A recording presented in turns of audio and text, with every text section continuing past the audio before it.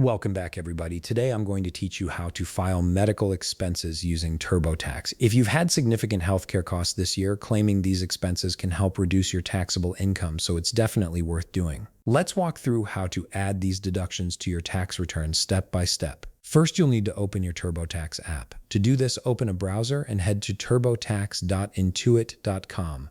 Once the page loads, sign into your account if you haven't already. Make sure you have your login credentials ready so you can access your tax return quickly. This is where all your tax information is stored, and it's the hub for managing your deductions and credits. Once your account has loaded, you're ready to start filing your medical expenses. Head over to your left navigation menu and click on Federal. This will bring up a drop-down menu with several options. From here, hover your cursor over Deductions and Credits. The menu will expand to show you more categories. From the expanded options, click on Medical Expenses. This section is specifically designed to help you claim any qualifying healthcare costs you've incurred throughout the year.